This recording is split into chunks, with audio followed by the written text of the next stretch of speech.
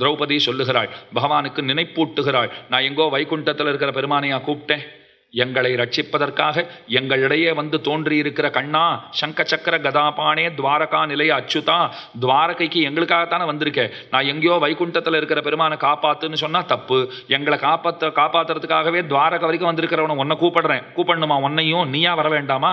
அப்ப துவாரகா நிலைய அச்சுதாங்கிறா, அடியவர்களை நழுவ விடாதவன் உனக்கு பேரு, என்னை இப்படி பார்க்காமல் இருக்கிறாயே, இது நியாயமானு கேட்கறா. உடனே பகவான் கேட்டாராம், இப்படி திடுதுப்புன்னு கேட்டா நான் வந்து என்ன பண்ணுவேன் அப்படின்னாராம். சங்க சக்கர கதாபானே, அதான் எப்பவும் கையில சங்க சக்கர கதையெல்லாம் வச்சுட்டு இருக்கியே, எப்ப கூட்டாலும் வரணுங்கிறதுக்கு தானே அதெல்லாம் தயாரா பிடிச்சுட்டு இருக்கேன். பராசர பட்டர் ஸ்ரீரங்கராஜஸ்தவத்தில் பாடுறார், பாத்து பிரணத ரக்ஷாயாம் விளம்பம் அசகன்னிவ சதா பஞ்சாயுதீம் பிப்ரது சன ஸ்ரீரங்கநாயகா. ஸ்ரீரங்கநாதன் இப்படி பிடிச்சுட்டு இருப்பார், சக்கரத்தை பிரயோக சக்கரமாக வச்சுட்டு இருப்பார், சங்கத்தை மற்ற எம்பெருமான்களை போல சாதாரணமாக பிடிச்சுட்டு இருப்பார். இந்த திருக்கரத்தால் அபயம் காட்டுறார், இந்த திருக்கரத்தில் கீழே இருக்கிற மற்றொரு திருக்கரத்தால் கதையை பிடிச்சுட்டு இருக்கார். இந்த 4 திருக்கரங்களில் ஒரு பிரயோக சக்கரம், ஒரு சங்கம், ஒரு கதை, ஒரு அபய முத்திரை, இதை காட்டுறாரு இல்லையோ. சதா பஞ்சாயுதீம் பிப்ரது, கண்ணுக்கு தெரிஞ்சது 3 ஆயுதம் தான், கண்ணுக்கு தெரியாத 2 ஆயுதங்கள் உண்டு. பெருமானுடைய கட்கம் உண்டு, வாழ் உண்டு, சார்ங்கம் உண்டு. இந்த 5 ஆயுதங்களோட எப்பவும் ஏன் இருக்காருனால், எப்ப பக்தன் கூப்பிட்டாலும் அதெல்லாம் தேட வேண்டும்படியா இருக்கக்கூடாதான். இப்போ நம்ம வீட்டுக்கு ஒருத்தர் வரார், பத்திரிகை கொடுக்க வந்தார், கல்யாண பத்திரிகை, பேரை எழுதி கொண்டு வந்துடக்கூடாதா? அவர் வந்த இடத்துல எழுதிக்கலான்னு அவருக்கு அபிப்பிராயம். நம்ம வீட்டை என்னமோ ரொம்ப வசதியாக நினச்சிண்டு ஒரு பேனா கொடுங்கோன்னு கேட்டிருப்பார். நமக்கு அப்படியே அது என்ன தெரியுமா தோணி போயிடும், 10,000 ரூபாய் கேட்டால் கூட எடுத்து கொடுத்துட்ருப்பேன். இப்போ பேனா போட்டுட்டாரே அது கிடைக்கணும், இந்த பசங்கள் எடுத்து அது பசங்கள் பேரில் பழிய போட்டுடுவோம். அது பசங்கள் பாவம் ஸ்கூல் போனதுனால தப்பிச்சு வீட்டில் இருந்தால் நான் எங்கம்மா எடுத்தேன்னு கேட்டுவிடும். நம்ம என்ன பண்ணிவிடுவோம், பசங்கள் எடுத்த இடத்துல வைக்கிறது கிடையாது, இங்கே தான் ஒன்று உண்டு, அங்கே தான் ஒன்று உண்டு, ரொம்ப தேடி கஷ்டப்பட்டு கண்டுபிடிச்சா மூடி இல்லாத ஒரு பேனா கிடச்சிருக்கும். அதை கொண்டு போய் கொடுத்தோன்னா அது கிறுக்கி பார்த்தா எழுதாது. பரவாயில்ல, பேர் போடலன்னா பரவாயில்ல, அதான் நீங்கள் ஆற்றுக்கு வந்துட்டீங்களே அப்படியே கொடுங்கோ. சில விஷயங்கள் எல்லா வீடுகளும் ஒரே போலத்தான் இருக்கும். ஒருத்தர் வந்துட்டான்னா அந்த சோஃபா சேர் எல்லாம் இருக்கு பாருங்க, அதில் ஏதோ ஏற்கனவே ஆக்கிரமித்து வச்சுருப்போம் இல்லையோ, புஸ்தகங்களை வச்சுருப்போம், லேப்டாப்பை கொண்டு வந்து வச்சுருப்போம், துணிமணிகள்லாம் மடிச்சுட்டு உள்ளே போகணும். வீட்டில் எல்லார் வீட்லேயும் அம்மாக்களும் மனைவிமார்களும் வைக்கிற ஒரே வசம் என்ன தெரியுமா, துவைக்கத்தான் முடியும், மடித்து தான் வைக்க முடியும், அதை எடுத்துக்கூடவா வைக்க முடியாது. இதெல்லாம் இல்லாத வீடுங்கிறது ஒன்று உண்டா? அப்போ ஒருத்தர் வந்துட்டார் அப்படின்னா எத்தனை சிரமப்பட வேண்டியிருக்கு, தேட வேண்டியிருக்கு. ஒரு பேனா அகப்பட மாட்டேங்கிறது, அது கிடைச்சாலும் எழுத மாட்டேங்கிறது. அதனால பகவான் பார்த்தாராம், தயாராக கையில் வச்சுட்டு இருக்கார். எப்பவும் கையில் தயாராக ஆயுதங்களை வச்சுட்டுட்டா, ஐயோ அவன் கூட்டுன்னு இருக்கானா, இந்த சக்கரம் அந்த ஒரு நிமிஷம் இங்கே தான் எங்கேயோ வச்சேன், அதை தேடி எடுத்துன்னு வரேன்னா அதுக்குள்ளே அவன் எத்தனை சிரமப்பட்டுடுவான் பக்தன். அதனால் நீ கூப்பிடுறதுக்கு முன்ன நான் தயாராக இருக்கேங்கிறார். தயாராக நின்று கொண்டு அடியவர்களை ரட்சிக்கிறவன் பெருமான். அதைத்தான் துவாரகையில் இருக்கிற கண்ணனை பார்த்துட்டு சொல்கிறா, சங்க சக்கர கதாபானே துவாரகா நிலைய அச்சுதா கோவிந்த புண்டரீகாட்ச ரக்ஷமாம் சரணாகதாம். நான் சரணாகதி பண்ணுறனே, உன் காதில் விழலையா, என்னை வந்து காப்பாத்துன்னு கேட்டா பாருங்கோ. உடனே திரௌபதிக்கு ஆபத்திலே புடவை சுரந்தது திருநாமமிரேங்கிறார் பிள்ளலோகாச்சாரியர். ரொம்ப ஆச்சரியமாக உடனே வஸ்திரத்தை பகவான் அனுப்பி வைத்தான். இந்த நாட்டுப்புற பாடெல்லாம் பாடுவாள் இல்லையோ, அது பாடுறவர் ஒருத்தர் எங்கேயோ பாடிட்டு போனாராம். அவர் சொன்னாராம், அத்தினத்துக்கும் ஓட்ட கைக்கும் 1000 காத தூரம், ஆனாலும் நடக்குது சேல வியாபாரம்னு பாடின்னு போயிட்டு இருந்தாராம். அத்தினம்னா அஸ்தினாபுரம், ஓட்டகைனா துவாரம், கை ஓட்டகை துவாரகை, 1000 காத தூரம். அஸ்தினாபுரம் எங்கே இருக்குது, துவாரகை எங்கே இருக்குது? அஸ்தினாபுரம்ங்கிறது கிட்டத்தட்ட இன்றைக்கி இருக்கிற தில்லிக்கு பக்கத்தில் எங்கேயோ இருக்கிற ஒரு ஊர்னு வச்சுக்கோ. இந்திரபிரஸ்தம் தான் தில்லிங்கிறா. அப்போ அஸ்தினாபுரம்லாம் அது கிட்டத்தட்ட அது பக்கத்திலே வருகிற ஊர்களாக இருக்கலாம். அப்போ துவாரகைங்கிறது குஜராத்தில் இருக்கிற ஒரு தேசம். அப்போ இங்கேருந்து அங்கே கூப்பிட்டுருக்கா, அஸ்தினாபுரத்திலிருந்து ஓட்டகையில் இருக்கிற கண்ணனை கூப்பிட்டா, ஆனாலும் நடக்குது சேல வியாபாரம்னுட்டா. பகவான் அங்கேருந்து புடவையை எத்தனை அனுப்பிச்சுட்டார். துச்சாதனன் இழுத்து களைத்து போனான்னு சொல்கிறோம் இல்லையோ. அப்போ திரௌபதியே பகவான் ரட்சிச்சிருக்கார். வஸ்திரதானம் நந்தகோபாலனாலே செய்யப்படவில்லைங்கிறதே இருக்கட்டும், கண்ணன் பண்ணியிருக்காரோ இல்லையோ. அம்பரதானம் கண்ணன் பண்ணியிருக்கார். அதற்கு மேலே தண்ணீர் தானம் பகவான் பண்ணியிருக்காரானால், மன்னர் மருக மைத்துனன்மார்க்கொரு தேரின் மேல் முன்னங்கு நின்று மோழை எழுவித்தவன் மலை அப்படின்னு பாசுறோம். ஒரு சுஷ்க பூமி குருக்ஷேத்திரத்தில் ஒரு வறண்ட நிலமாக இருக்கிற இடத்துல அந்த குதிரைகள்லாம் தாகத்தாலே பீடிக்கப்பட்டு தவித்தன. உடனே பகவான் பார்த்தார், ஒரு இடத்த பார்த்துட்டு நீர் நரம்பு அறிந்து அர்ஜுனன் இடத்துல சொல்றார், இங்கே பானத்தை போடுன்னார். ஒரு இடத்துல பானம் போடப்பட்டது. அங்கிருந்து அப்படியே தண்ணீர் வெளியிலே புறப்பட்டு புகுன்னு வெளியில் வந்தது பாருங்கோ. குதிரைகள் எல்லாம் தாகம் தீர்த்து கொண்டன. அப்போ தண்ணீர் தானம் பகவான் பண்ணியிருக்கார். வஸ்திரதானம் திரௌபதி காச்சு, தண்ணீர் தானம் குதிரைகளுக்கு பண்ணியிருக்கார். இப்போ சோறு அப்படின்னால் கார்த்தன் முகிலும் கருவிளையும் காயாமலரும் கமலப்பூவும் ஈர்த்திடுகின்றனவென்ன வந்துட்டு ரிடிகேசன் பக்கல் போகை என்ன வேர்த்து பசித்து வயிறசைந்து வேண்டடிசில் உண்ணும் போது ஈதென்னு பார்த்திருந்து நெடுநோக்கு கொள்ளும் பத்தவிலோசன துய்த்திடுமின் என்று ஆண்டாளுடைய ரொம்ப அற்புதமான பாசுரம். குழந்தைகளை எல்லாம் காட்டுக்கு கண்ணன் கூடவே அழிச்சுட்டு போகிறார். ஆடு மாடுகள்லாம் மேய்க்கிறதுக்கு போச்சே, நல்ல பசின்னு குழந்தைகள் சொன்ன போது ருஷி பத்னிகளை கொண்டு மொத்த சாப்பாட்டையும் வரவழைத்து அந்த குழந்தைகளுடைய பசியாற்றி இருக்கிறான் பெருமான். அப்போ வஸ்திரதானம் பகவான் பண்ணியிருக்கார், தண்ணீர் தானம் பகவான் பண்ணியிருக்கார், அதுக்கு மேலே சாப்பாடும் எல்லாருக்கும் போட்டிருக்கார். இந்த தானம் எல்லாம் கண்ணன் பண்ணியிருக்காரோ இல்லையோ, அதனால் நாங்கள் அப்படி பாடினோம். இதெல்லாம் செய்யும் நந்தகோபாலான்னு சொன்னோம். இங்கே ஒரு கேள்வி வருது, இதெல்லாம் கண்ணன் தானே பண்ணா, நீங்கள் எப்படி நந்தகோபாலன் பண்ணான்னு பாடலாம்? பண்ணியது ஒருத்தராக இருக்க ஸ்டிக்கர் ஒட்டிக்கிறது இன்னொருத்தராக இருந்தா நிறைய அப்பப்போ அதெல்லாம் பார்ப்பீங்களோ இல்லையோ. இவர் இதை செய்தார், அவர் மேலே ஸ்டிக்கர் ஒட்டிட்டு போயிட்டே இருந்துட்டார்ன்ற இல்லையோ. இப்போ நந்தகோபாலன் பேரை போட்டு நீங்கள் ஸ்டிக்கர் ஒட்டின்னு இருக்கீங்கோ, செஞ்சது இதெல்லாம் கண்ணன் தானேன்னா, ஐயோ அப்படி பேசாதீங்கோ, கண்ணன் காதில் விழுந்தால் ரொம்ப கோபப்படுவார். ஏன்னா கண்ணன் கிட்ட போயிட்டு நீ வஸ்திரதானம் பண்ண, நீ தண்ணீர் தானம் பண்ண, நீ தான் சாப்பாடு போட்டேன்னா கண்ணன் என்ன தெரியுமா சொல்லுவார்? நான் ஒரு சின்ன பயல், எனக்கு எங்கே அத்தனை சக்தி எல்லாம் இருக்குது, எல்லாம் எங்கள் அப்பா அனுகிரகம், அவருடைய அனுகிரகத்தால் தான் நான் பண்ணிட்டு இருக்கேன். அப்போ இன்றைக்கி கூட பாருங்க, யாராவது ஒருத்தர் ஒரு பெரிய சிறந்த செயலை செய்தார்னு சொன்னால் அவர் என்ன சொல்லிவிடுவார்? எங்கள் அப்பா செய்ய சொன்னார், நான் செஞ்சேன்னு விடுவார். இப்போது குஜராத்துக்கு அடிக்கடி அடியன் போகிறதுனால அங்கே ஒரு பெரிய மனிதர் ஒருத்தர் இருக்கார், அரசியலில் ஒரு பெரிய மனிதர் ஒருத்தர், யாரோ ஒருத்தர் இருக்கார், பேரெல்லாம் சொல்லல, ஒருத்தர் இருக்கார். அவருடைய அம்மா அடியனுடைய தாத்தாவினிடத்தில் ஆசிரயித்தவள், ரொம்ப சின்ன வயசில் ஆசிரயித்தவள், தாத்தாவினிடத்தில் சமாஷ்டனம் எல்லாம் பண்ணிட்டு இருக்கா. அந்த அம்மாவுக்கு என்னை தன் வீட்டுக்கு கூப்பிடணும்னு ஆசை. அந்த பிள்ளையை, அரசியலில் பெரியவராக இருக்கிற அந்த பிள்ளையை நான் அறிந்தவன் அல்லேன், அவர் யாருன்னு கூட எனக்கு தெரியாது, அந்த அம்மாவையும் எனக்கு யாரும் தெரியாது. ஆனால் ஒரு நாள் ஒரு ஃபோன் அழைப்பு வந்தது, உங்கள் தாத்தா எனக்கு ரொம்ப நல்லா தெரியும், எங்களுக்கு ஆளவந்தார் ஸ்தோத்திரம் எல்லாம் சொல்லி வச்சிருக்கார், எங்களுக்கு சமாஷ்டனம் எல்லாம் அவர்கிட்ட தான் ஆச்சு, அதனால் நீங்கள் வரணும்னா.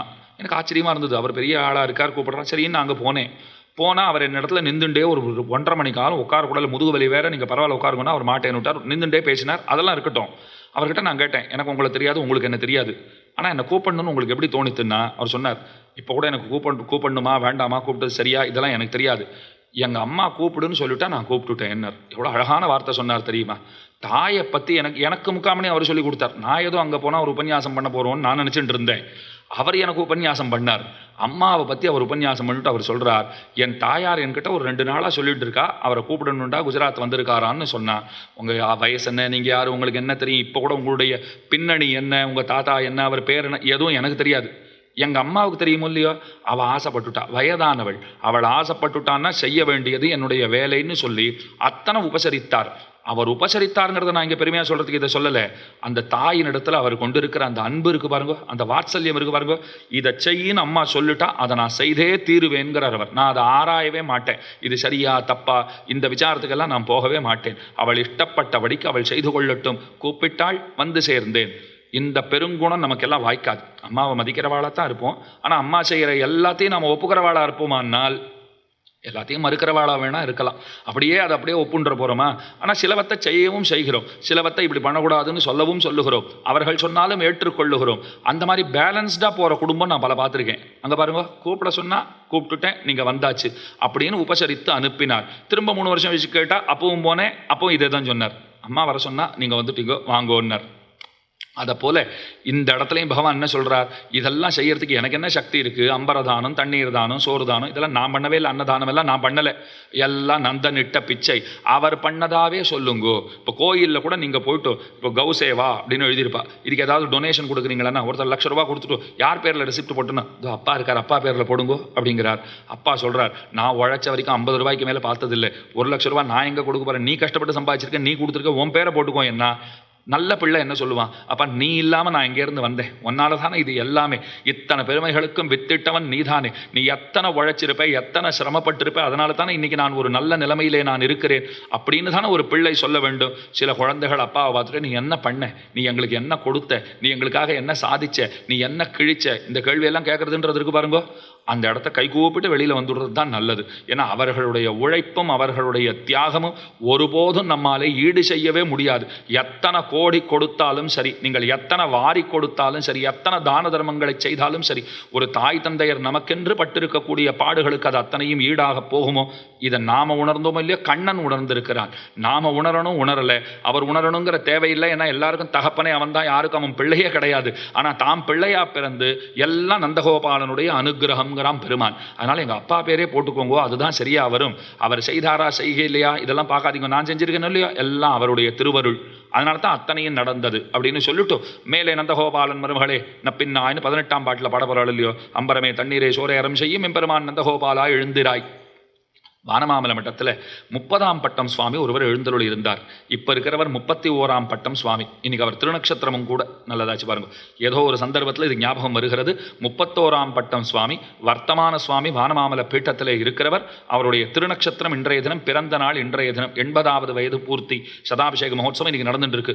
இவருக்கு முன்பட்டத்தில் ஒரு சுவாமி இருந்தார். பல பேர் அவரை சேவித்திருக்கவும் கூடும். கலியன் ராமானுஜீயர் சுவாமின்னு அவருக்கு ரொம்ப விசேஷமான திருநாமம்.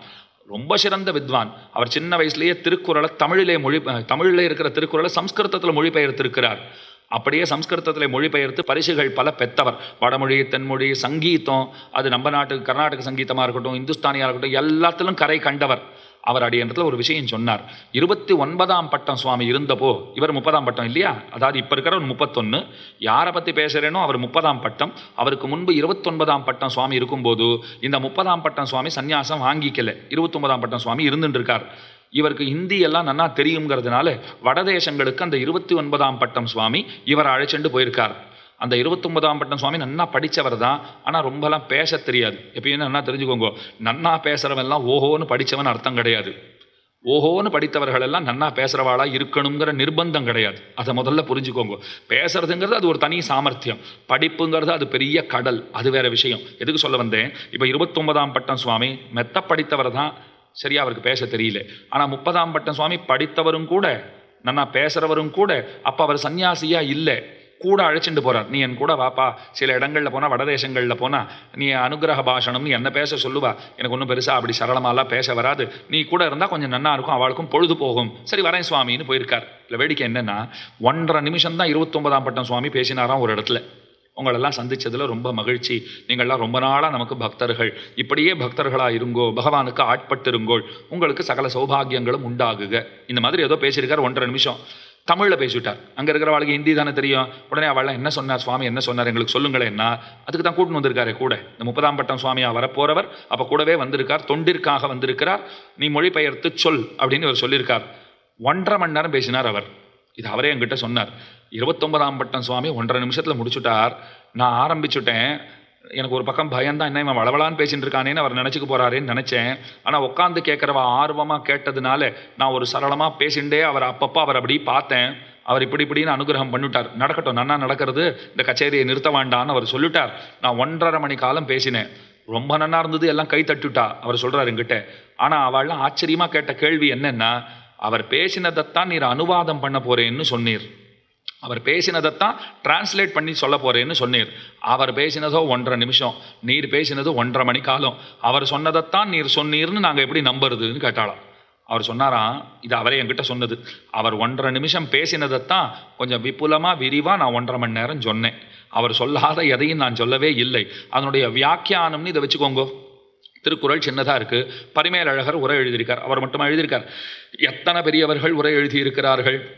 அப்போ அத்தனோண்டு திருக்குறளுக்கு இத்தனை உரைங்கிறது விரிஞ்சிருக்கோ இல்லையோ, அதை போல் அந்த 1.5 நிமிஷம் 1.5 அடியில் இருக்கிற திருக்குறளுக்கு இத்தனை உரைகள் வந்தார் போலே 1.5 நிமிஷம் பேச்சு அது 1.5 மணி கால ஒரு மொழிபெயர்ப்பாக மாறியது அப்படின்னு அவர் பதில் சொல்லியிருக்கார்.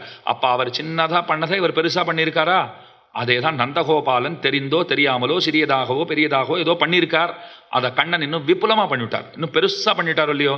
அதைத்தான் அம்பரமே தண்ணீரே சோரே அறம் செய்யும் எம்பெருமான் நந்தகோபாலா எழுந்திராய் காஞ்சி பிரதிவாதி பயங்கரன் சுவாமி ரசமான அர்த்தம் காட்டுறார்.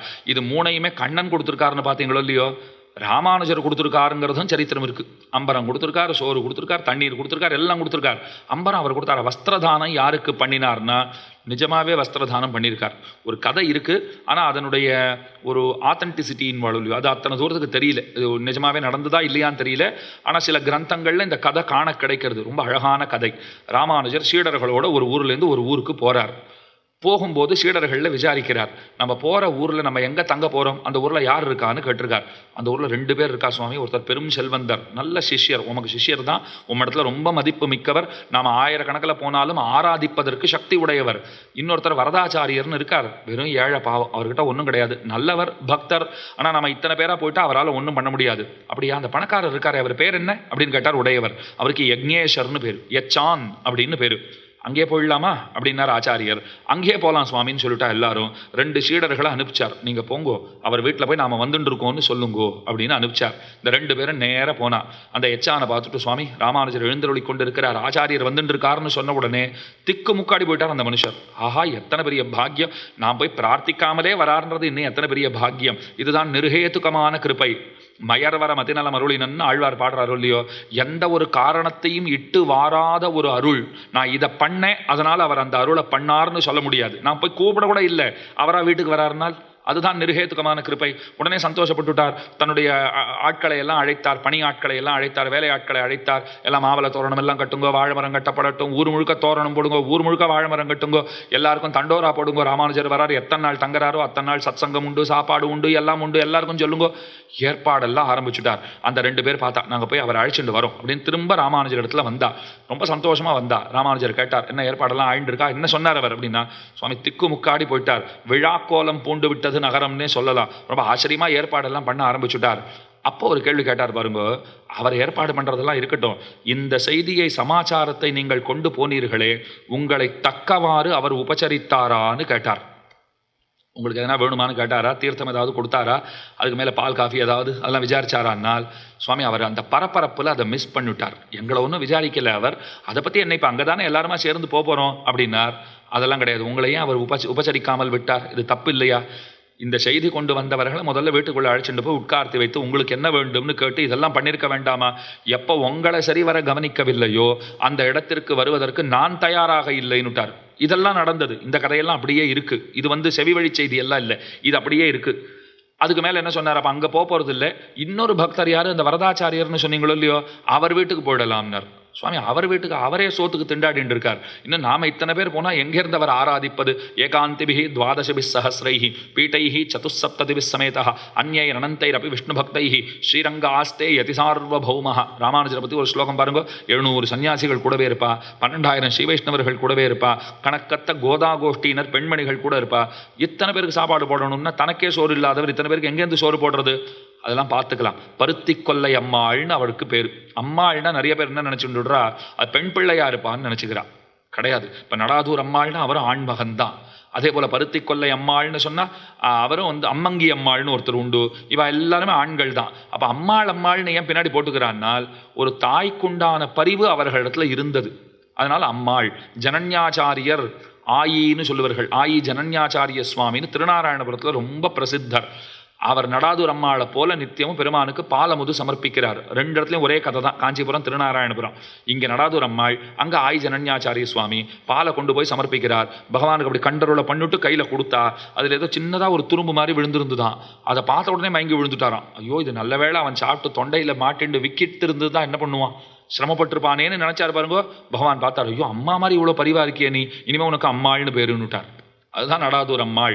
ஆயி ஜனனின்னா அம்மா இல்லையோ, ஜனன்யாச்சாரிய சுவாமி அப்படின்னு எல்லாம் பேர் அதனால தான் ஏற்படுறது. அப்போ அம்மாள்னா ஆண் பிள்ளை தான், பெண் பிள்ளைன்னு அர்த்தம் கிடையாது. பருத்தி கொல்லை அம்மாள் இந்த வரதாச்சாரியருக்கு பேர். அங்கே போகலான்னுட்டார். இதுக்கு மேலே வேடிக்கை கேளுங்க. அந்த எச்சானுக்கு ஒரு தண்டனையும் கொடுத்தார் உடையவர். 2 ஸ்ரீ வைஷ்ணவர்கள் உன்னை தேடி வந்தா நீ அப்படியே பாராமுகமாக இருந்துட்டாலே. சுவாமி நான் பாராமுகமாக இல்லை சுவாமி, உடனே ஏற்பாடெல்லாம் பண்ண ஆரம்பித்தேன். அதெல்லாம் இருக்கட்டும், முதல்ல அவளை கவனிச்சிருக்கணுமா வேண்டாமா? தப்பு நடந்து போச்சு, என்ன தண்டனைனாலும் அடி என் காத்துட்டு இருக்கேன். ராமானுஜர் சொன்னார், 1 வருஷம் இந்த ஊர் ஸ்ரீ வைஷ்ணவர்களுடைய ஆடைகளை தோச்சி நல்லா வெளுத்து கொடுக்க வேண்டியது உன் பொறுப்புன்னுட்டார். 2 பேருக்கு ஒரு தண்ணி வேணுமான்னு அவர் கேட்காது.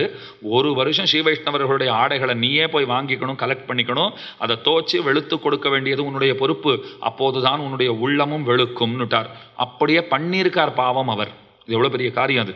அந்த நாளில் வாஷிங் மிஷின் இல்லாத காலத்தில் இந்த நாளாக இருந்தால், சுவாமி நான் வாங்கி போய்ட்டேன் சுவாமி, அதெல்லாம் என்ன ஒரு ஊருக்கு என்ன மொத்தம் கொடுக்க சொல்லுங்க, நான் பார்த்துக்கிறேன், ஆனால் நான் அப்படியே கொடுத்துருவேன், அவள் தான் உலர்த்திக்கணும்னு விடுவோம். வளர்த்துறதெல்லாம் நாங்கள் வளர்த்த மாட்டோம், ரொம்ப கஷ்டமாக போயிடும் இல்லையா? ஆனால் வளர்த்தி நன்னா கொண்டு போய் கொடுக்கணும்னு 1 வருஷத்துக்கு அந்த வேலையை கொடுத்துட்டார். இப்போ பருத்தி கொல்லை அம்மாள் வீட்டுக்கு போயிட்டாரா, அந்த வீட்டில் இவர் போயிருந்த நேரம் அவர் எங்கேயோ வெளியில் பிக்ஷைக்கு போயிருக்கார். அப்போ தான் அவருக்கும் அவர் மனைவிக்கும் உணவு வேணும்னுட்டு அவரே பிக்ஷை எடுப்பதற்காக பிச்சை புகுந்திருந்தார். இவர் வாசலில் ராமானுஜர் வந்தாச்சு, கதவை தட்டுறார். அந்த அம்மா மெதுவாக கதவை திறந்துட்டு முழுசாக கதவை திறக்க முடியாத நிலைமை, ஏன்னா உடுத்தி கொள்ளவும் சரியாக ஆடை இல்லைங்கிற நிலைமை, வெளியில் வர முடியாது. யாரோ பெரிய மகான் வந்திருக்காருன்னு தெரிஞ்சு போச்சு. யாருன்னு கேட்டால் அடியன் தான் ராமானுஜன் அப்படின்னார். ஐயோ நாங்கள்லாம் ராமானுஜ தாசர்கள், ராமானுஜரே வந்திருக்கார், என்ன பண்ணுறதுன்னு தெரியலையேன்னுட்டு அவன் என்ன பண்ண, மெதுவாக கதவை தரும், சுவாமி க்ஷமிக்கணும், இவ்வடி அவள் வெளியிலே வர முடியாத நிலைமையில் இருக்கிறாள்னு சொன்ன உடனே தன்னுடைய உத்தரியத்தை எடுத்தார். அதை எடுத்து அப்படியே உள்ளுக்குள்ளே கொடுத்துட்டு இதை உடுத்துண்டு வாமான்னு சொன்னார். அவள் உடுத்துண்டு வந்தா, விழுந்து சேவிச்சா, இங்கு தான் தங்க போகிறோம்னு விட்டார். நாங்கள் இத்தனை பேர் வந்திருக்கோம், இங்கே தான் தங்க போகிறோம்னு உடனே அவள் கையை பிசைந்து அடியனுடைய பாக்கியம் சுவாமிங்கிறா. ராமானுஜர் அவள் பாக்கியம்னு சொல்கிறதையும் கேட்டார், அவள் கையை பிசைகிறதையும் பார்த்தார், புரிஞ்சுன்னுட்டார். ஒன்றும் கவலைப்படாதமான்னு சொன்னார். இல்லை இங்கே தான் தங்க போகிறீங்களா, ரொம்ப சந்தோஷமா, தோ ஆத்துக்காரர் வந்துருவார் அப்படின்னு சொல்லிட்டு அவள் உள்ளே போய் சிந்திக்கலானாள். என்ன யோசனை பண்ணா தெரியுமா, இத்தனை பேருக்கு சாப்பாடு போடுறது நம்மளால நிச்சயமாக முடியாது, இத்தனை பேரை ஆராதிப்பதுங்கிறது முடியாது. ஆனால் எத்தனை பெரும் செல்வந்தர்கள் நம் வீட்டுக்கு வரமாட்டாரான்னு காத்துட்டு இருக்கிற ஒரு பெருந்தெய்வம் நம் வீட்டை தேடி வந்திருக்கு, ஏதாவது நாம் செய்துதான் ஆக வேண்டும். அப்போ தான் அவளுக்கு ஒரு யோசனை வந்ததான். அந்த ஊரில் ஒரு கடைக்காரர் இருக்கார், அந்த கடைக்காரருக்கு இவள் பேரில் தப்பான அபிப்பிராயம் இருக்குது. போகச்சே வரச்சே ஒரு தப்பான பார்வை பார்த்துருக்கார், சமிக்ஞையெல்லாம் கொடுத்துருக்கார். இந்த அம்மா கணவனே கண்கண்ட தெய்வம்னு இருக்கிறவள் பாராமுகமாகவே கடந்து போயிட்டு இருந்திருக்கா. ஆனால் இன்னைக்கு ஒரு தப்பை செய்யவும் அவள் துணிந்து விட்டாள். இந்த ஆச்சாரிய கைங்கரியத்துக்காக என்னை விலை கொடுக்கவும் நான் தயாராகிவிட்டேன் அப்படின்னு முடிவெடுத்துட்டா. நேராக கடைக்கு போனா, எவளை பார்த்தா திருப்பிண்டு போகிறாளோ அவளே வந்திருக்கான்னு கடைக்காரருக்கு அத்தனை ஆச்சரியம். என்ன ஏதுன்னு கேட்டார். இந்த மாதிரி வீட்டுக்கு பெரிய மகான் வந்திருக்கார், பெரிய கூட்டமாக வந்திருக்கார், ஆராதிக்க வேண்டிய ஒரு நிர்பந்தத்தில் நாங்கள் இருக்கிறோம், நீ நிறைய சாமான்கள் எல்லாம் மளிகை சாமான்கள் எல்லாம் அனுப்பி வைத்து விட வேண்டியது உன் இச்சைக்கு நான் இணங்குகிறேன், பிற்பாடு வருகிறேன் சொல்லிட்டு போயிட்டா. மொத்த சாமான்களே அவர் அனுப்பிச்சுட்டார். கணவர் பிச்சையெல்லாம் வாங்கி வரார் பாருங்க, பிக்ஷை எடுத்துட்டு அவர் வரார். என்ன கிடைச்சதோ கடைகளையோ வந்து சேர்ந்தார். வந்து பார்த்தா வீடு முழுக்க சாமான்கள் இருக்கிறத பார்த்தார். பெரிய கூட்டமே ராமானுஜர் வந்து இறங்கி இருப்பதை கண்டார், விழுந்து சேவிச்சார். மனைவி இடத்துல போனார், இதெல்லாம் எப்படி நீ வரவழைச்சேன்னு கேட்டார். நடந்தது மொத்தத்தையும் ஒன்று விடாமல் ஒழிக்காமல் மறைத்திடாமல் அவள் சொன்னாள். விழுந்து சேவிச்சுட்டார் அவர். நீ என் மனைவி கிடையாது, என்னை பெத்த தாய் நீ, உன்னை போல ஒரு பாகவத்தையே நான் பெற்றிருக்கிறேனே, என்னுடைய பெரிய பாக்கியம் அது, உன்னை இழக்க துணிந்தாயே, இந்த தொண்டிற்கு ஈடு இணையே இல்லை, இப்போதைக்கு இவரை கவனிப்போம்னுட்டு மொத்தம் என்ன கைங்கரியம் எல்லாம் பண்ணியாச்சு, ததியாராதனம் எல்லாம் முடிஞ்சது. ஆன பிற்பாடு ராமானுஜர் இத்தனை கஷ்டப்பட்டுல இருக்கா போல இருக்கு, இதெல்லாம் ஒரு மாதிரி சமாளிச்சுட்டீரே அப்படின்னு கேட்டிருக்கார். எல்லாம் தேவரீர் திருவருள்னார் அவர். எல்லாம் உம்மா ஆசீர்வாதம், ஆச்சாரியனே இங்கே வந்தாச்சுன்னா எது இங்கே நடக்காதுன்னார். சரி சரி சரி, இதெல்லாம் ரொம்ப நல்லா இருந்தது, நான் கொஞ்சம் பிரசாதம் கொடுக்குறேன், யார் யார் கொடுக்கணுமோ நீங்கள் கொடுங்கோ அப்படின்னு சொல்லிட்டு, முக்கியமாக இந்த இன்னைக்கு வந்திருந்த மளிகை பொருட்கள்லாம் ரொம்பவே நல்லா தரத்துலையும் ரொம்ப நல்லா இருந்தது, எங்கேருந்து வாங்கினீங்களோ அவருக்கு தர வேண்டியதுன்னு சொல்லிட்டு இந்த பிரசாதத்தை கொடுங்கோன்னு கொஞ்சம் பிரசாதத்தை கொடுத்துருக்கார். தன் மனைவியை அழைத்து கொண்டு அவன் வீட்டிலே விடுவதற்கு இவரே போகிறார், கணவரே போறார், அழைச்சிட்டு போறார். கொஞ்சம் பிரசாதத்தை கொடுன்னு சொன்னார் இல்லையோ, அழைத்து கொண்டு போனார். அவன் காத்திருக்கிறான், இவள் வரவை எதிர்பார்த்து காத்திருக்கிறான். கதவை திறந்தான், வந்தீரா விட்டுட்டு போம் அப்படிங்கிறான். அவன் விடுறதுக்கு தான் வந்திருக்கேன், ஆச்சாரியர் பிரசாதம் கொடுத்துருக்கார், கொஞ்சம் ஸ்வீகரிக்க வேண்டாவோ, இந்தாங்கோ அப்படின்னார். ரொம்ப சந்தோஷம், மளிகை பொருட்கள்லாம் அனுப்பி வச்சது பற்றி, அதனால தான் கைங்கரியம் ரொம்ப நன்னா நடந்ததுன்னா. சரி சரி பிரசாதமா கொஞ்சம் கொடுங்கோ அப்படின்னு சொல்லிட்டு வாயில போட்டுண்டாம் பாருங்கோ. வாயில போட்டுண்டு எதிரிலே பார்த்தால் தேவப்பெருமாளும் பெருந்தேவி தாயாரும் கண்ணுதர நிற்கிறா போல ஒரு காட்சியை அவன் கண்டான். அங்கேயே சரேல்னு கீழே விழுந்தவன் தான். எந்த மகான் இந்த பிரசாதத்தை கொடுத்தாரோ அவர்கிட்ட என்ன அழைச்சிட்டு போங்கோன்னு சொல்லியிருக்கான். நேராக அவரிடத்துல ஓடி வந்தான். நான் செய்த பிழையை பொறுக்க வேண்டும்னு சொன்னான். ராமானுஜர் அவர் மனைவியை பருத்தி கொல்லையம்மாள் வரதாச்சாரியர் மனைவியை பக்கத்தில் அழைத்தார். எத்தனை பெரிய தியாகத்தை நீ செய்ய துணிந்தாய், அடியவர்களை பூசிப்பதற்காக எதையும் இழக்கலாம்னு உலகத்திற்கு காண்பித்திருக்கிறாயே. இது அவள் பண்ணியிருக்கிற பெரிய தியாகம் தானே. அவள் என்ன ஆசைப்பட்டு இணங்கி போய் அந்த பெருங்குற்றத்தை செய்பவளாக அவள் இருந்தாள். ஆச்சாரிய கைங்கரியம் பாகவத கைங்கரியம்னு சொன்னால் சாஸ்திரம் சொல்றது, ஒரு அடியவன் பட்டினி இருக்கானா உங்ககிட்ட இருக்கிற அன்னத்தை போடு, உங்ககிட்ட இல்லையா பக்கத்து வீட்டில் இருக்கிறவங்ககிட்ட கேட்டு வாங்கி கொடு, அவன் வச்சுட்டே தரமாட்டேங்கிறானா அவனை போடு, சோத்தை போடுங்கிறார் வேதம் நமக்கு சொல்றது. அவன் வச்சுண்டு தரமாட்டேன்னு சொல்றான்னா அவனை முடிச்சுட்டு அவன் செல்வத்தை கொண்டு வந்தாவது அடியவர்களுடைய பசி தீர்ப்பாய். தனியொரு மனிதனுக்கு உணவில்லை எனில் இந்த ஜகத்தினை அழித்திடுவோம்னு பாரதியார் பாடினார் இல்லையோ. இந்த வேதாந்த கருத்தை தான் அவர் சொல்லியிருக்கார். அதை எளிய தமிழில் சொல்லியிருக்கார். அப்போ எதுவாக இருந்தாலும் சரி, திருமங்கை ஆழ்வார் அதனால தான் திருட்டுத்தனம் பண்ணார். எதுக்கு திருடணும்? அவர் கைங்கரியம் பண்ணணும், பாகவதர்களுக்கு உணவிடணும், அதுக்கு கொள்ளையடித்தாலும் தவறில்லை. இருக்கிறவர்களிடத்திலிருந்து அவர்களுக்கும் ஒரு பாக்கியத்தை, அன்னமிட்ட உணவிட்ட ஒரு பாக்கியத்தை ஏற்படுத்தி கொடுத்துருக்காரு இல்லையோ. அப்போ ராமானுஜர் அந்த பெண்ணுக்கு முதல்ல வஸ்திரத்தை கொடுத்தார், அம்பரதானம் பண்ணிவிட்டார். அம்பரம்னு சொன்னால் ஆகாசம்னு ஒரு அர்த்தம் இருக்குது. அந்த பரமாகாசம் அம்பரமூடறுத்துன்னு வருதோ இல்லையோ இதே பாசுரத்தில். அப்போ அம்பரம்னா ஆகாசம்னு அர்த்தம் இருக்குது. பரமாகாசம்னு வைகுண்டத்துக்கு பெயர். அந்த வைகுண்டத்தை தானம் பண்ணுகிறவர் ராமானுஜர். ஸ்ரீ விஷ்ணு லோக மணிமண்டப மார்கதாயி ராமானுஜோ விஜயத்தே எதிராஜராஜகான்னு சொல்லுவார்கள். மேலான ஆகாசத்தை அம்பரத்தை தருகிறவர் ராமானுஜர். அம்பரமே தண்ணீரே. தண்ணீர்னா என்னென்னா, வைகுண்டத்துக்கு போனால் விரஜைன்னு ஒரு நதி உண்டு. அந்த விரஜையில் தீர்த்தம் ஆடிட்டோம்னா அமானவன்னு ஒருத்தன் நிற்பான். வித்யுத் புருஷன். அவன் நம்மளை தொடுவான். தொட்டு உள்ள போறதுக்கு தகுதி படைத்தவர்களாக நம்மை ஆக்குகிறான். அதுக்கு மேல உள்ள போறோம், பகவான் மடியில ஏறி அமர்ந்துக்கிறோம். அப்ப விரஜைங்கிற நதியை நமக்கு பரிசளிக்கிறவரா ராமானுஜர் இருக்காரா? தண்ணீர் தானம் பண்ணிட்டார். அம்பரமே தண்ணீரே சோரே அறம் செய்யும். ஏது சோறுனா பகவான் தான் சோறு.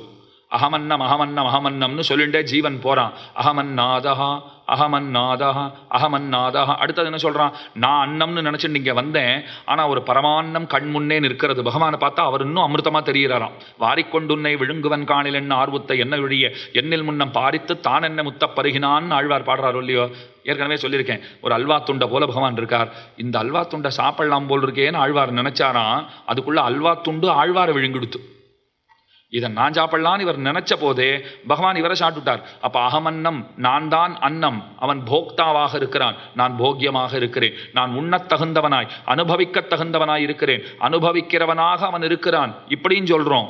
ஆனா அந்த அனுபவம் மாறும். எப்படின்னால் அவர் இருக்காரே, அவர் தான் அனுபவமா இருக்கார். அனுபவிக்கிறவனா நான் இருக்கேன். போக்கியமா இருக்கிறவர் அவர், போக்தாவா இருக்கிறவன் நான். இந்த ரெண்டு படியாக உண்டு. ஆக நான் அன்னமாக இருக்கிறேன், என்னை சாப்பிட்டு சந்தோஷப்படுறவரா அவர் இருக்கார். இல்லை அவர் அன்னமா இருக்கார், அவரை சாப்பிட்றவனா நான் இருக்கிறேன். அப்ப இதுதான் அர்த்தம் இங்க சொல்லப்படுறது. பகவான் தான் ஆறாவமுதன், அவன் தான் அளப்பரிய ஆரமுது. அவர் தான் ஒரு திருக்கண்ணல் அமுத போல, கண்ணலே அமுதைன்லாம் பாட்டு இருக்கும் இல்லையோ, அப்படி இருக்கிறவர்.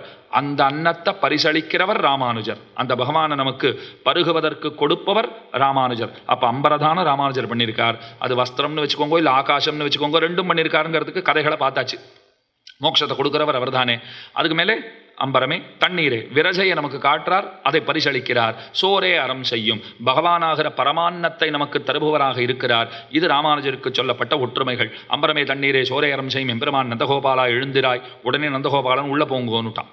அவர் ரொம்ப சாது, ரொம்ப கஷ்டமெல்லாம் படலை. அவர் இத்தனை பெண்கள் வந்திருக்கா, உள்ள போகணும்னு சொல்றா, சரி போங்கோன்னார். அந்த கட்டை தாண்டி 2ஆம் கட்டுக்கு வந்தா.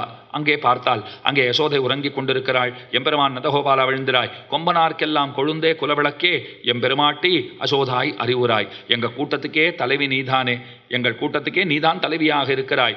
எம்பெருமாட்டி, அவன் எம்பெருமான், நீ எம்பெருமாட்டி. அவன் சுவாமி, நீ சுவாமினி. அவன் தலைவன், நீ தலைவி அப்படின்னு சொல்லிட்டு அவளையும் எழுப்புகிறார்கள். அவளும் எழுந்துட்டா. இவா உடனே என்ன பண்ணியிருக்கணும்? நேர பலராமன் கிட்ட போயிருக்கணும், அதுதான முறை. ஆனால் ஒரு வேகத்தில் கண்ணன் கிட்டே போயிட்டா. இங்கே தான் முறை தப்பிட்டா. கண்ணன் கிட்ட போனா. அம்பரமூடறுத்து ஓங்கி உலகளந்த உம்பருகோமானே உறங்காத எழுந்திராய் அப்படின்னு சொல்லிட்டா. நீதான திருவிக்கிரமனா வந்த, நீதான மூவடி மண் கேட்டு ஒரு வாமனனாக வந்து திருவிக்கிரமனாக வளர்ந்தாய். அந்த பெருமானே நீ உறங்கக்கூடாது, நீ எழுந்திருன்னு சொன்ன பாருங்க. கண்ணன் பார்த்தானே, இதுன்னு முறை தவறி வர. பக்கத்திலேயே பலராமன் இருக்கார், அவரை விட்டுட்டு நம்ம கிட்ட வரதுங்கிறது அது ஒன்றும் நமக்கு சரியா படலை, இது ரொம்ப தப்பு அப்படின்னு சொல்லிட்டு உள்ள எங்கேயோ குடுகுடுன்னு ஓடி போயிட்டார். அப்பத்தான் தங்கள் பிழை இவர்களுக்கு தெரிந்தது. தப்பு பண்ணிட்டோம் போல் இருக்கு, முறை தவறி சென்று விட்டோம்னு தெரிந்து கொண்டு செம்பொற்கடலடி செல்வா பலதேவா உம்பியும் நீயும் உறங்கு ஏலோர் எம்பாவாய்னு பிரிக்கக்கூடாது. உறங்குனா தூங்குங்கன்னு அர்த்தமாயிடும் இல்லையோ. உறங்கேல் ஓர் எம்பாவாய், உம்பியும் நீயும் உறங்கேல். நீங்க 2 பேரும் இப்படி தூங்குறது நன்னா இல்லை, பெருமானே எழுந்து கொள்ள வேண்டும். உம்பரு கோமானே உறங்காது எழுந்திரான்னு கண்ணனை எழுப்பினான். அடுத்தது செம்பொற்கடலடி செல்வா பலதேவா. பலதேவனுக்கு என்ன பெருமைனால், அவர் வந்த பிற்பாடுதான் கண்ணன் தோன்றினாருங்கிறதுனாலே இவருடைய பிறவிக்கு வித்திட்டவர் அவர். இவர் வரப்போறாருங்கிறத சூச்சிப்பித்தவர் அவர். சங்கர்ஷணன்னு பேர் பலராமனுக்கு. ஏன்னா அவர் தான் தேவகியினுடைய 7வது கர்ப்பம். 8வது குழந்தையினால கம்சாவனுக்கு மரணம்னு அசரீதி சொல்லலை, 8வது கர்ப்பத்தினாலேன்னு சொல்லித்து. 7வது கர்ப்பம் அவர் தான் பலராமன். அந்த கர்ப்பத்தை இங்கிருந்து கொண்டு போய் வசுதேவருடைய இன்னொரு மனைவியான ரோஹிணியினுடைய வயிற்றிலே வைத்தார்கள். சங்கர்ஷணன்னா என்ன அர்த்தம்? இங்கிருந்து இழுத்துச் செல்லப்பட்டு அங்கே வைக்கப்பட்டவர்னு அர்த்தம். அதுதான் பலராமனுக்கு பெயர். அதனால ரோஹிணியினுடைய பிள்ளையாக அவர் பிறந்தார். அடுத்து 8வது கர்ப்பமாக கண்ணன் தோன்றினான். அப்போ நம்பி மூத்த பிரான், பகவானுக்கு முன்னவனாக இருக்கிறான் இல்லையா. ஆதிசேஷனே பலராமனாக பிறந்தான். அனந்தகா பிரதமம் ரூபம் லக்ஷ்மணஸ்ச ததப்பரஹ பலபத்ரஹா திருத்தீயஸ்து கலௌ ராமானுஜஸ்மிருதா. ஓரோர் யுகத்துக்கும் ஆதிசேஷன் ஓரோரு வடிவம் கொள்ளுகிறான். அப்படி துவாபர யுகத்தில் ஆதிசேஷன் கொண்ட வடிவம் தான் பலராமாவதாரம். பலராமனாக வந்து பிறந்தான். செம்பொற்கடலடி செல்வா பலதேவா உம்பியும் நீயும் உறங்கேல் ஓர் எம்பாவாய். இங்கே வியாக்கியானத்தில் ரொம்ப அழகான வியாக்கியானம். நீ தானப்பா படுக்க பெருமானுக்கு அப்படின்னு பலராமனை பார்த்து கேட்டாலாம். ஆமான்னார் அவர். ஆமாம் நான் தான் படுக்க, சென்னால் கூடையாம் இருந்தால் சிங்காதனமாம்னு பாட்டெல்லாம் இருக்கே, நான் தான் படுக்கைன்னார். நீ தானே படுக்க, படுக்கையில் படுத்துக்கலாம், படுக்கையே படுத்துக்கலாமான்னு கேட்டான். நீ படுக்கைன்னா பகவான் உன் மேலே படுத்துண்டா அதில் நியாயம் இருக்குது. நீயே படுக்கையாக இருந்து நீயே படுத்துண்டா, படுத்துட்டு நாங்கள் பார்த்ததில்ல, படுக்கையில் படுத்துட்டு பார்த்துருக்கோம், நீ படுத்துட்டு இருக்கிறது நன்னால, நீ எழுந்துருன்னா. உம்பியும் நீயும் உறங்கேல் ஓர் எம்பாவாயின உடனே அவன் கண் விழித்து மேலே உள்ளே செல்லுங்கள் என்று அவர்களுக்கு சைகை காட்டினான். உள்ளே சென்றார்கள். அங்கே பகவான் அதுக்குள்ளே நப்பெண்ண பிராட்டியோடு சேர்ந்துட்டார். அதனால் 18ஆம் பாட்டு, 19ஆம் பாட்டு, 20ஆம் பாட்டு இந்த பாசுரங்கள் எல்லாம் அவளுடைய வைபவத்தை பறக்க பறைசாற்றுபவை. நீலாதேவியினுடைய அவதாரமாக, நப்பின்னை பிராட்டியாக, கும்பன் மகளாக அவள் தோன்றியிருக்கிறாள். பகவான் அவதாரங்கள் செய்யும் போது ஓரோரு அவதாரத்தில் ஓரோரு பிராட்டிக்கு பிராதானியம் கொடுப்பார். வராக அவதாரம்னா பூமி பிராட்டிக்கு தான் ஏத்தம், ராமாவதாரம்னா ஸ்ரீமகாலட்சுமி சீதா பிராட்டிக்கு தான் ஏத்தம், கிருஷ்ணாவதாரம்னா நீளையினுடைய அம்சமான நப்பின்னை பிராட்டிக்கு தான் ஏத்தம். ருக்மிணிக்கு கிடையாது, சத்யபாமிக்கு கிடையாது, இன்ன பிற தேவிமார்களுக்கு கிடையாது, நப்பின்னை பிராட்டிக்கு தான் ஏத்தம். அவளுடைய வைபவம் என்னங்கிறத இந்த கோஷ்டியிலே தொடர்ச்சியாக விண்ணப்பம் செய்ய உள்ளேன். குத்தங்குறைகளை பொறுத்தருளை கேட்டுக்கொண்டு இன்றைய பாசுரத்தை அனைவரும் சேர்ந்து அனுசந்திக்க வேணும் என்கிற பிரார்த்தனையோடு இன்றைய தினத்தை நிறைவு செய்கிறேன். அடியேன். அம்பரமே தண்ணீரே சூரே அறம் செய்யும் எம்பெருமான் நந்தகோபாலா விழுந்திராய், கொம்பனார்க்கெல்லாம் கொழுந்தே குலவிளக்கே எம்பெருமாட்டி யசோதாய் அறிவுராய், அம்பரமூடரு தோங்கி உலகளந்த உம்பரு கோமானே உறங்காது எழுந்திராய், செம்பொற்கடலடி செல்வா பலதேவா உம்பியும் நீ முறங்கேலோர் எம்பாவாய். ஸ்ரீமத்தியை கோதாயை நம. ஆழ்வார் எம்பெருமானார் ஜீயர் திருவடிகளே சரணம்.